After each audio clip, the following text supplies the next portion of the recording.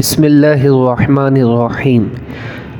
سوال: کیا فرماتے ہیں علماء کرام اس مسئلے کے بارے میں کہ ہوائی جہاز میں نماز کا کیا حکم ہے؟ کیا ہو جاتی ہے یا بعد میں اعادہ کرنا یعنی لوٹانا ضروری ہوتا ہے؟ جواب: ہوائی جہاز کی 3 حالتیں ہوتی ہیں۔ ہوائی جہاز ایئرپورٹ پر کھڑا ہے، ہوا میں پرواز کر رہا ہے، رن وے پر چل رہا ہے۔ پہلی دونوں صورتوں میں نماز ہو جائے گی، یعنی ہوائی جہاز ایئرپورٹ پر کھڑا ہوا ہے یا ہوائی جہاز آسمان میں اڑ رہا ہے، تو ایسی دونوں صورتوں میں کیا ہو جائے گی؟ نماز ہو جائے گی۔ اور اس کے اعادے یعنی لوٹانے کی بھی حاجت نہیں کہ پہلی صورت میں جہاز کو زمین پر قرار حاصل ہے اور دوسری صورت میں اس کا حکم بیچ سمندر میں چلتی ہوئی کشتی کا ہے کہ اس میں نماز ہو جاتی ہے۔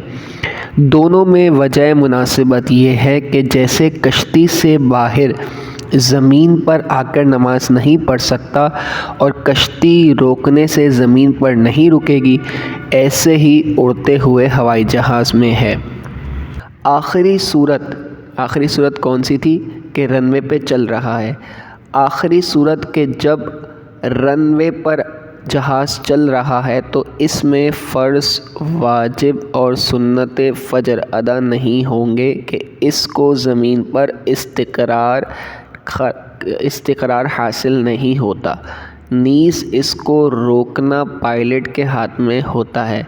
اگر روکے تو زمین پر رک سکتا ہے، لہٰذا عذر من وجہ عباد یعنی بندے کی طرف سے عذر ہو، اور ایسے عذر کی وجہ سے حکم یہی ہوتا ہے کہ مذکورہ نمازیں نہیں ہو سکتی۔ ہاں، اگر وقت جاتا دیکھے تو نماز پڑھ لے اور عذر زائل ہونے کے بعد اعادہ کرے۔